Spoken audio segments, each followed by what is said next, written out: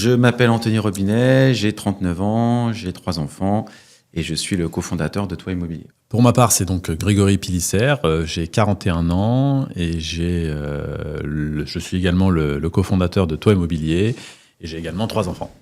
Alors, comment je suis arrivé dans l'immobilier? Pour le coup, un petit peu par hasard, mais comme beaucoup, on va dire, dans ce secteur-là.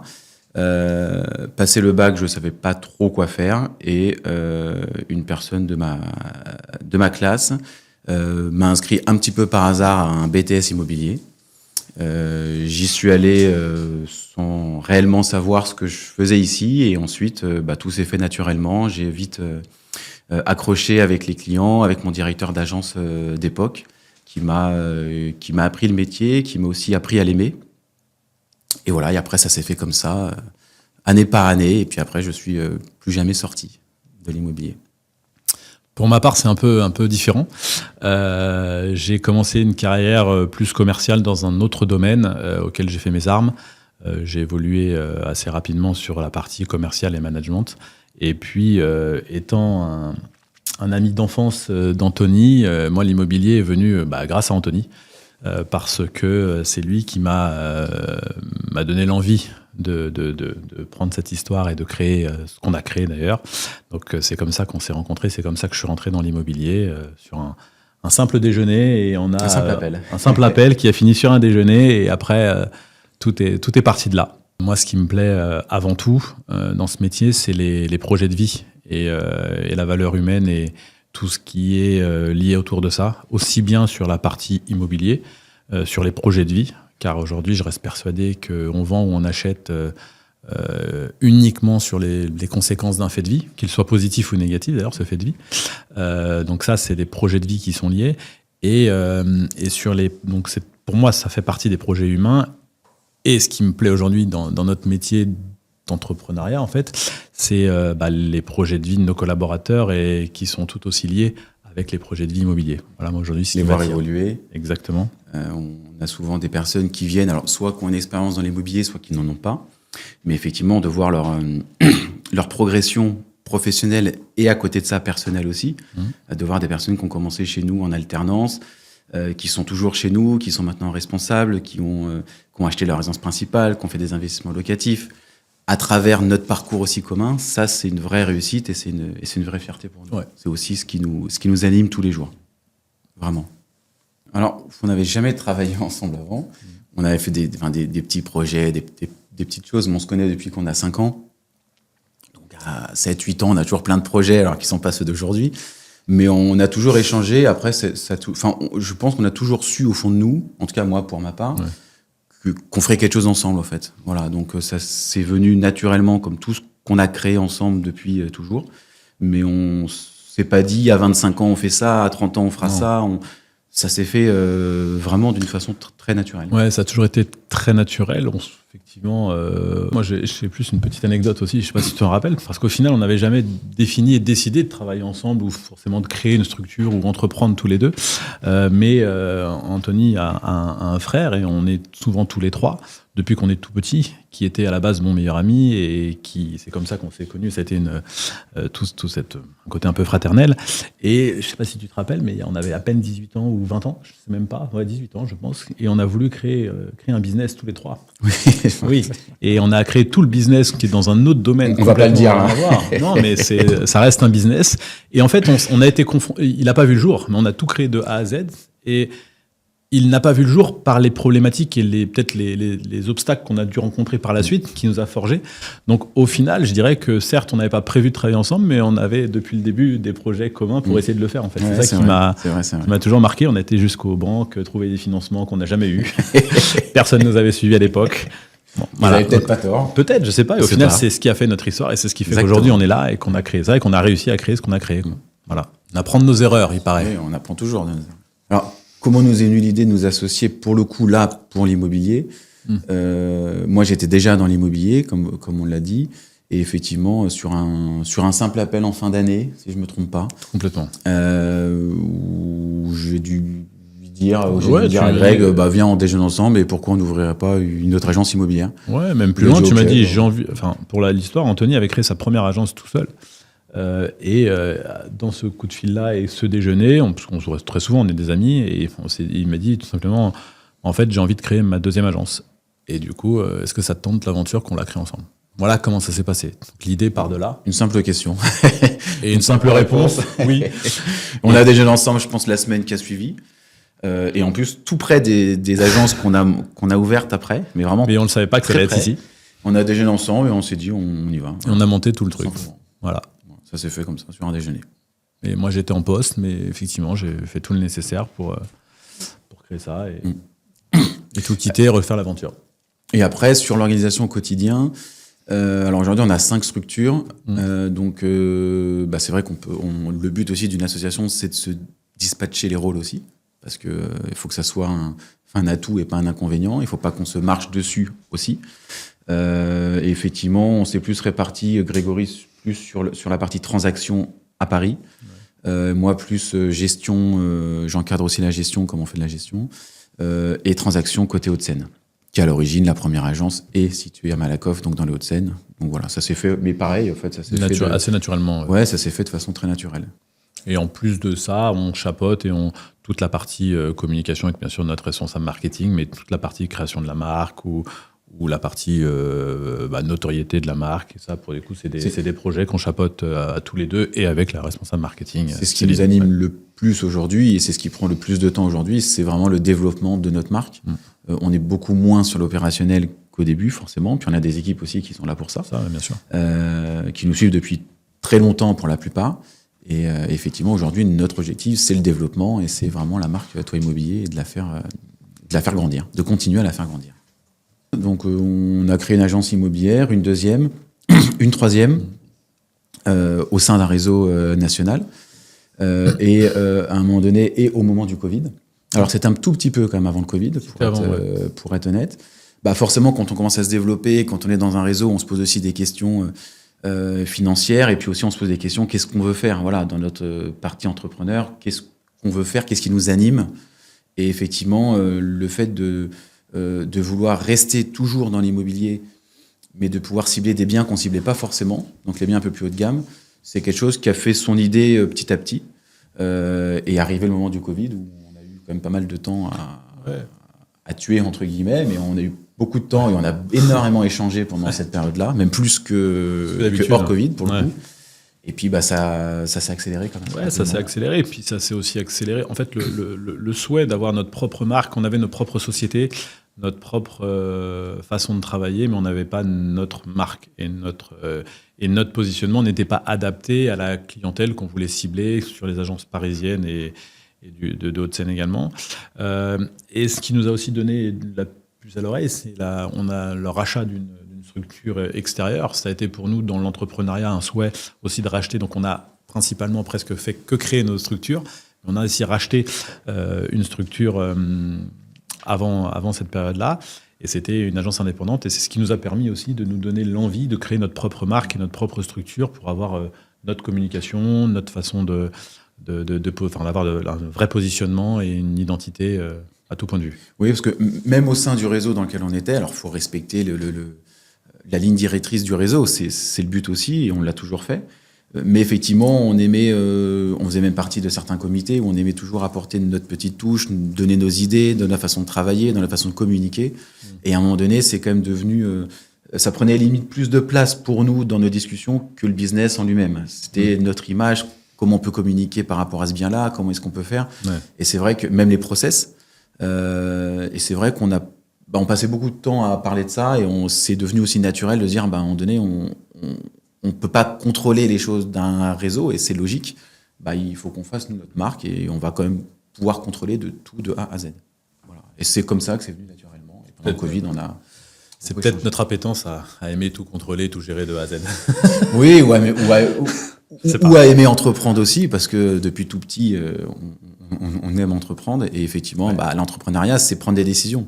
Alors des fois des bonnes, des fois des moins bonnes, mais c'est décider et c'est surtout ce que moi je préfère dans l'entrepreneuriat, c'est de voir les conséquences de ces décisions. Voilà. Alors des fois on les voit très vite, des fois on les voit au bout de quelques années, mais c'est ça parfois on les voit nous même anime. Malheureusement. Certaines on n'a peut-être pas encore vu, mais effectivement c'est ça qui nous anime en tout cas.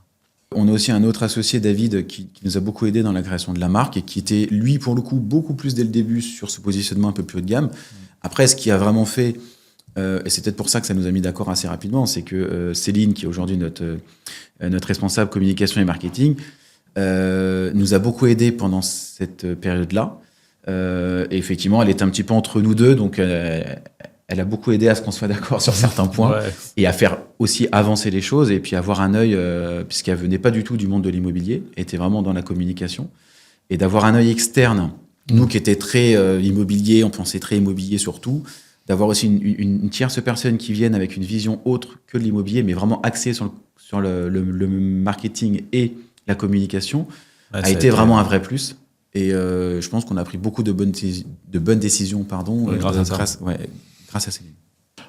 Toi Immobilier, c'est une marque, c'est un groupe d'agences immobilières. Aujourd'hui, nous avons 4 agences de transactions et une agence et structure de gestion locative, principalement parisienne et aussi dans du 92, du sud 92 aujourd'hui.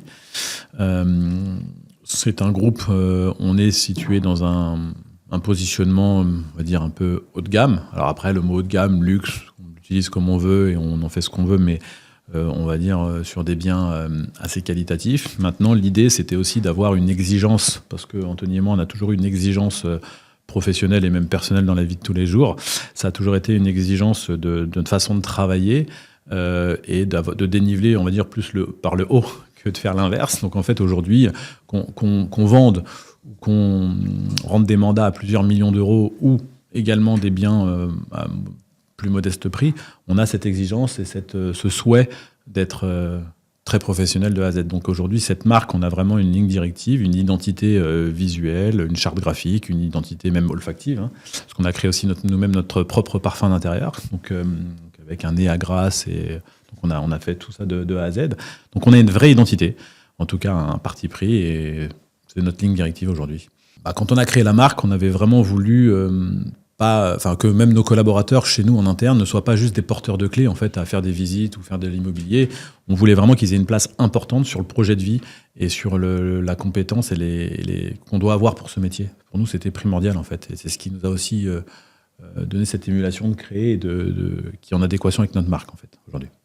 L'ambition d'ouvrir plusieurs agences a toujours été présente dès le début, dès la première, de la deuxième, de la troisième, de la quatrième. On a toujours eu cette envie de se développer, parce qu'à un moment donné, je pense que comme tout entrepreneur, quand on développe, ça nous donne encore plus envie de développer. On essaye de ne pas refaire les mêmes erreurs qu'on a fait sur la deuxième, on ne l'a pas fait sur la troisième agence, et ainsi de suite. Et c'est ce qui nous anime aussi. Et aujourd'hui, oui, en fait, on l'a toujours eu. Puis je pense que et on l'a encore. Ouais, on l'a encore. Ouais. Le but, c'est de développer encore plus. Quand on a créé Toi Immobilier, on a rencontré plusieurs défis. Les défis, il y en a eu beaucoup, pour le coup, plus que ce qu'on pensait, comme souvent, quand on se lance dans un projet. Parce que, comme on vous l'a dit, on était dans un réseau, donc c'est vrai que du logiciel à certaines communications, à plein de choses, au fait, nous étaient fournies par le réseau. Et effectivement, on a dû tout reprendre de zéro, que ce soit la création d'un site internet, de choisir notre logiciel métier, de repartir. Alors les process, on les avait déjà parce qu'on les a quand même un petit peu améliorés, mais revoir les process. On a refait aussi toutes nos agences. C'est-à-dire que ça aussi, c'est quelque chose qu'il faut prendre en compte, c'est qu'on est passé par un architecte d'intérieur qui a refait toutes nos agences avec un style vraiment identique, que ce soit du parquet, du mur, table, aux chaises, au mobilier, tout. Du mobilier, même la lampe, c'est les mêmes. Donc c'est vrai qu'on est vraiment allé dans ce détail-là. C'était une volonté aussi pour nous d'avoir une vraie identité visuelle, parce qu'on est convaincu qu'aujourd'hui, et encore plus aujourd'hui à l'heure des réseaux sociaux, c'est quelque chose qui est très important, le positionnement, et on le voit dans les biens qu'on arrive à aujourd'hui vendre, qu'on n'arrivait pas forcément à vendre avant. Ça joue aussi. On a fait d'amener aussi nos équipes actuelles vers ce nouveau challenge, parce que c'était pas forcément sur quoi ils avaient signé dès le début, mais pour la plupart, il y en a beaucoup qui sont encore avec nous, ils sont très contents de ce changement. Ce virage qui a été pris. Il y en a sûrement d'autres, après je pense pas à tout. Défis, un défi principal qui est dans, je pense, le nerf de la guerre de tout entrepreneur, c'est aussi tout ce qui est partie financement, et ça a été des défis à devoir aller chercher, à surmonter. et pour créer, en fait, parce qu'aujourd'hui, pour créer, il y a besoin de financer. Donc après, ça a été un défi important, je pense. Et aussi une partie, pour rejoindre ce que tu dis par rapport aux collaborateurs qui nous ont suivis, mais on n'a toujours fait que se développer depuis notre existence. On a maintenant presque plus de 13 ans d'existence sur le groupe. Ça a toujours été le côté recrutement et ressources humaines qui a toujours été compliqué, en tout cas dans notre marché à nous, mais je pense que dans le marché de beaucoup de structures et on a beaucoup d'amis entrepreneurs et on traverse les mêmes problématiques. Et donc d'emmener déjà les personnes qu'on avait déjà, ça a été une grande fierté, un défi qui a été très positif, mais aussi de recruter. Et comme on se développait, c'est toujours de continuer d'être dans le recrutement. Et ça, c'est un problème, en tout cas, qui a été compliqué à surmonter et qui l'est toujours. On y a réussi, on a passé par plein d'étapes, des prises de décision, des choix, des revirements de situation. Puis dans l'immobilier, si on veut développer, c'est l'humain. C'est nos agents immobiliers, c'est nos collaborateurs qui font qu'on peut aller chercher plus d'affaires, qu'on peut en vendre plus, Exactement. être plus présent sur le terrain. On peut avoir 25 agences. Si on a 5 collaborateurs, on n'ira pas très loin. Donc l'humain et aussi ce que nous, on leur propose, c'est quelque chose qui est important. Et on a beaucoup travaillé sur comment accompagner aussi nos collaborateurs et comment les faire avancer. Et progresser surtout. Bien sûr. Ça, c'est important. Et de leur apporter aussi une qualité de vie, parce qu'ils passent quand même beaucoup de temps dans les agences. Et une qualité de vie et un confort de travail. Confort de travail, clairement. Bon, le premier succès, après, il y a des succès qui se voient plus que d'autres. Ouais. Pour le coup, le succès qui s'est plus vu que d'autres, c'est forcément quand on a commencé à rentrer des biens un peu plus haut de gamme à plusieurs millions d'euros qu'on n'avait pas forcément avant avec l'image qu'on avait avant. Ça, c'est quelque chose qui se voit tout de suite. Parce que, voilà, et puis les collaborateurs l'ont vu aussi au niveau des honoraires aussi, donc forcément ça suit. Ça, c'est ce qui s'est plus vu. Et après, alors ce qui se voit aussi, mais peut-être un petit peu moins, c'est les mots gentils de nos amis, de nos familles qui nous suivent et qui voient un petit peu ce qu'on fait et l'évolution qu'on a tout en restant nous-mêmes et en gardant nos valeurs. Voilà, ça se voit un petit peu moins parce que c'est des messages plus personnels.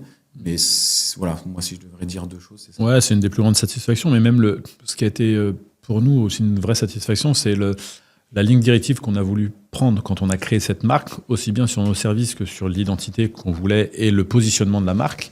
Et c'est vrai que très rapidement, je trouve, aussi bien nos amis, nos proches, ou même des confrères, ou même des personnes qu'on ne connaissait même pas, des concurrents, enfin tout, nous ont clairement compris notre positionnement tout de suite. Et ce qui pour moi était une vraie satisfaction, c'est ce virage qu'on a pris de notre identité qu'on avait avant, avec notre nouvelle identité. Et ça a été pour moi une vraie réussite parce que ça a tout de suite été compris, fait, et là où on voulait exactement aller. Exactement. Et ça a été une vraie satisfaction, en tout cas pour moi.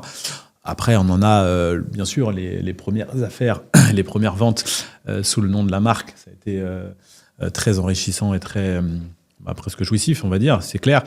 Mais et puis, surtout, les premières grosses ventes qu'il y a eu avec des très beaux premiers mandats, des maisons à plusieurs millions d'euros dans notre secteur, sur même un secteur juste à côté qui était un vrai marché de report avec ce qu'on appelle un achat-revente, et qui a été 2 belles maisons, 2 belles réussites tout de suite, quoi. Puis des clients qui nous ont dit aussi que ils venaient nous voir pour l'image qu'on dégageait et les biens qu'on arrivait à vendre aussi. Alors que des fois, dans la même agence, c'était les mêmes personnes, les mêmes équipes qui étaient dans les mêmes agences. Mais effectivement, c'est là où on s'est rendu compte de la force aussi de la communication dans l'immobilier haut de gamme. C'est très, très important. Et ça, c'était aussi une vraie satisfaction des clients qui nous ont dit c'est vrai qu'avant, je ne serais pas forcément venu vous voir. Là, je suis passé devant vos agences, je les trouve magnifiques. Ça m'a donné envie de rentrer. Et puis après, c'est une rencontre humaine. C'est une rencontre humaine aussi, après, qui fait qu'il y a une confiance qui s'établit, il y a du professionnalisme. Et après, la vente se fait. Mais le point de départ et le point de contact, effectivement, quand c'est par rapport à des décisions qu'on a prises, on parlait tout à l'heure de voir les résultats des décisions qu'on prend. Oui, quand on a ça, c'est vrai que c'est plaisant. Ouais. C'est vrai que c'est plaisant. Alors, si l'immobilier de prestige amène plus de pression, moi, en tout cas pour moi, je dirais non, parce que j'ai toujours mis le même professionnalisme, la même envie, la même détermination pour un propriétaire qui va avoir un studio, je ne sais où, ou une super maison dans le 14e ou dans le 6e. J'ai toujours mis la même envie. Après, on va pas se mentir, les enjeux financiers sont pas les mêmes. C'est vrai, avant qu'aujourd'hui. Aujourd'hui, les honoraires moyens sont beaucoup plus importants des honoraires moyens d'avant. Donc il y a peut-être un peu plus de pression de ce niveau-là, mais la qualité de service, le professionnalisme, le parcours client, le ressenti qu'on veut que les clients aient, que ça soit sur un studio ou sur une maison de prestige, pour moi c'est la même chose. Voilà, je fais pas de différence. Je suis entièrement d'accord avec ça et je pense que justement ce positionnement a été même une pression qu'on pensait avoir, qui n'a pas forcément eu besoin d'être en fait. Ça, je pense on a plus l'impression, ou même les collaborateurs qui sont chez nous, ou qui n'étaient pas dans ce milieu-là forcément dès le départ, se mettent eux naturellement une pression, aussi bien sur le métier que sur peut-être l'exigence. Mais au final, c'est le même professionnalisme, c'est la même exigence qu'on doit avoir. Là où c'est un petit peu différent, c'est qu'effectivement, on s'adapte aussi à la clientèle et aux clients et aux exigences des clients. Donc là, il faut s'adapter aussi et il faut surtout leur apporter plus de valeur ajoutée. Mais quand on a créé cette marque, notre priorité était aussi d'apporter une valeur ajoutée à nos collaborateurs.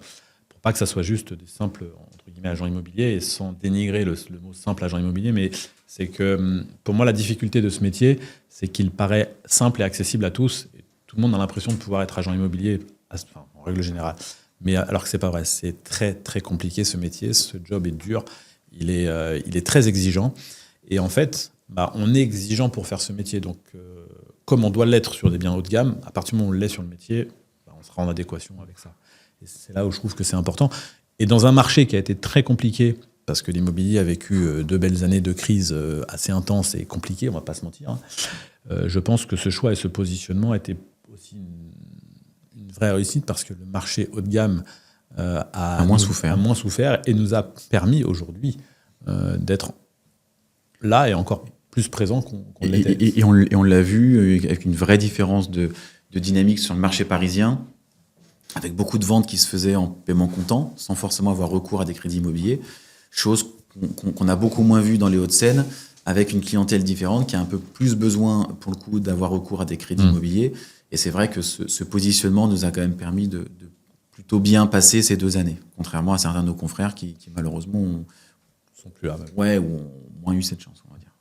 Voilà. Pour moi, les attentes spécifiques des acheteurs et des vendeurs aujourd'hui, je pense pas que ce soit une attente particulière liée au marché haut de gamme. Après, d'une façon plus générale, les acheteurs veulent être rassurés d'acheter au bon prix et d'acheter au prix du marché. Et ça, c'est le rôle d'un agent immobilier, c'est d'avoir suffisamment d'expérience pour rassurer l'acquéreur, de dire vous achetez au bon prix. Parce que c'est toujours très difficile pour un acquéreur de se positionner. Alors, il va comparer, il va faire plusieurs visites, mais s'il est rassuré d'acheter au bon prix et que le produit lui plaît, il va y aller. Après, le vendeur, il y a beaucoup besoin quand même d'une vraie connaissance de marché. Et ce qu'un vendeur va chercher dans le haut de gamme, c'est le fichier client. C'est ça. C'est le fichier client de nos agences. On communique beaucoup dessus. Et on fait beaucoup de ventes en off-market, c'est-à-dire que sans mettre nos biens sur les portails de diffusion, les vendeurs viennent nous voir parce qu'ils savent qu'on a des clients qui vont être sensiblement intéressés par leurs biens. C'est vraiment ça qu'ils attendent, je trouve, les vendeurs. Ils attendent ça. Ils attendent notre fichier client aujourd'hui. Et c'est là où, encore plus, notre fichier client a été une vraie valeur ajoutée et une cohérence avec la marque, justement, parce que c'est l'exigence qu'ils vont avoir de nous. C'est au-delà du visuel, au-delà de la qualité de service, au-delà de tout ça. Ils ont besoin de cette exigence et de ce fichier client. C'est ce qu'ils vont rechercher. Et ce qu'ils vont un petit peu rechercher, c'est qu'il faut que l'agence soit aussi représentative de leurs biens aussi, entre guillemets. Et ça, c'est hyper important. Il faut qu'il y ait une corrélation avec un peu leur image qu'ils ont de leurs biens et de l'agence à qui ils vont le confier. C'est ce qu'on a voulu faire quand on a créé la marque aussi, mais de rester très, très simple et très accessible. Voilà, comme dans différents milieux, dans le luxe, il peut y avoir cette barrière entre certains conseillers, certains vendeurs et la clientèle. Et nous, on a toujours voulu rester très simple et que nos collaborateurs soient très simples, très accessibles. Et ça, c'est important. Et tout en étant professionnel. Des valeurs qu'on voulait mettre aussi en avant quand on a créé la marque. Complètement. Mais oui, exactement. Les clients vont là où ils pensent que l'agence va avoir les clients qui vont ressembler à leurs biens. Et c'est là-dessus qu'on s'est positionné. La vente ou le bien qui nous a le plus marqué, on en a parlé un petit peu tout à l'heure sur la vente qui nous a le plus marqué, mais ça a été effectivement après la création de la marque, des belles maisons qu'on a eues à la vente à plusieurs millions d'euros, dont une dans le 14e, qui a été le déclenchement et une des plus grosses affaires qui s'est créée et qui a engendré tout de suite une autre, parce qu'effectivement, ça a été un achat-revente sur un marché de report du 5e arrondissement de Paris, qui était clairement notre positionnement avec l'ouverture de notre dernière agence qui est située à Place d'Enfer Rochereau, donc qui était vraiment un marché de report, le 5e et 6e qu'on voulait aller chercher en termes de positionnement. Et par la suite, nous a emmené aussi d'autres mandats et d'autres biens assez prestigieux qu'on a eu dans le 14e, encore une fois, où on dépassait les millions d'euros, sans être dans le prix exorbitant et qui n'a... Ouais, après, en sortir une comme ça. Alors après, il y a plein d'anecdotes, mais des ventes qui devaient se faire, qui ne se sont pas faites au dernier moment, ou vice-versa, des ventes qui ne devaient plus se faire et qui se sont faites. Après, ressortir une vente, c'est quand même assez... C'est quand même assez compliqué. Je trouve. Chaque projet, on va dire. Parce que puis chaque agence aussi, il y a des ventes un petit peu références. Ouais, c'est vrai. Donc nous, de là, en sortir une, c'est quand même assez compliqué. Non, après, ceux qui font ce métier depuis pas mal de temps, voilà, il y a beaucoup d'anecdotes, il y a beaucoup d'ascenseurs émotionnels, il y a beaucoup de choses qui doivent se faire et qui se font pas. Et qui se font pas et qui se font. Et voilà, et c'est plus ça qui nous anime au quotidien, on va dire. Voilà. Alors, de stress, il y en a toujours. Je pense que quel qu'il soit dans ce métier-là, c'est un stress quotidien et permanent. Et non, il n'y a jamais eu de doute, même si une affaire ne se fait pas, parce que c'est comme ça, c'est le business, il faut rebondir. Et non, on a toujours eu la chance de créer des structures et de faire notre métier comme on savait le faire. Après, on n'a rien révolutionné dans le métier, mais on a fait aussi beaucoup les fondamentaux de ce job-là. Et c'est ce qui nous a toujours permis d'être assez productif et d'avoir quand même un nombre de ventes conséquentes et de nombre de mandats. On n'a jamais eu le besoin, et c'est une chance, de prendre du mandat pour prendre du mandat, donc de surestimer des biens ou autre. Au contraire, c'est de faire des choses assez justes et sur des valeurs de prix. Et donc, en fait, le stress, on l'a, mais on n'a jamais eu le sentiment de se dire si cette affaire ne se fait pas, on est fichu. On a eu cette chance, on a toujours fait en sorte justement de ne pas rentrer dans cette situation-là.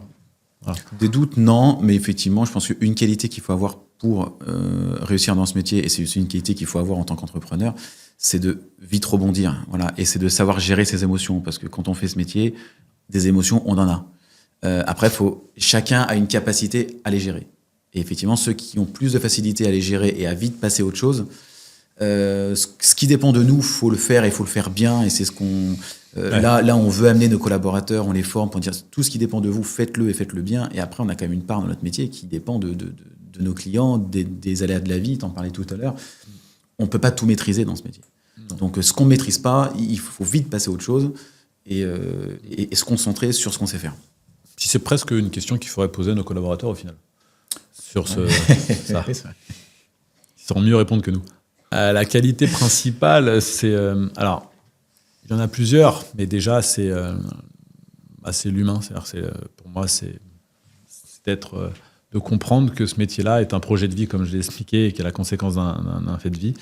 Après, c'est un métier qui est... Il faut être travailleur. Il faut être travailleur, il faut être résilient, il faut avoir envie, il faut l'aimer, ce métier. Je pense que si on ne l'aime pas, on ne peut pas, parce que ça ne sert à rien. Et puis, il faut se laisser le temps aussi, parce que c'est un métier qui de l'extérieur qui paraît magnifique, auquel on peut aspirer à gagner très bien sa vie. C'est vrai, on peut gagner très très bien sa vie. Nous, on a des collaborateurs qui gagnent extrêmement bien leur vie aujourd'hui. Par contre, c'est le fruit de leur travail. Et c'est ce qu'ils mettent tous les jours au quotidien pour l'obtenir, en fait. Et ça, c'est une des plus grandes satisfactions. Donc, il faut savoir se laisser le temps et se donner les moyens, surtout. Parce que si on ne se donne pas les moyens, on n'y arrivera pas. Il n'y a pas de fumée sans feu. Enfin, c'est impossible, en fait. Sinon, tout le monde ferait ça et on serait tous magiciens et tous très riches. Ça n'existe pas. C'est le travail. Un dernier conseil à tous ceux qui souhaitent se lancer. De se lancer. de faire de faire ce qu'ils ont envie de faire, de rester eux-mêmes, surtout rester soi-même. Ça veut aussi dire accepter de pas forcément plaire à tout le monde et de pas forcément écouter les gens autour qui vont leur donner plein de conseils, ou alors écouter ceux qui ont déjà vécu ce vers quoi ils veulent aller, mais de foncer, tout simplement. Ouais, et puis et qui vont y arriver, de croire en eux, de croire en leurs rêves. Alors après, c'est la question, est-ce que c'est de se lancer dans le métier d'agent immobilier ou est-ce que c'est se lancer dans l'entrepreneuriat ? C'est un peu la même chose, parce que quand on est agent immobilier, on est quelque part son propre patron, Voilà. et on est payé, comme tu l'as dit, en fonction de ses résultats et en fonction des actions qu'on met en place. Donc pour moi, c'est des qualités quand même qu'il faut avoir. Il faut le faire. Le plus dur, c'est de passer le cap. C'est de se lancer. C'est comme le premier achat. C'est le plus dur.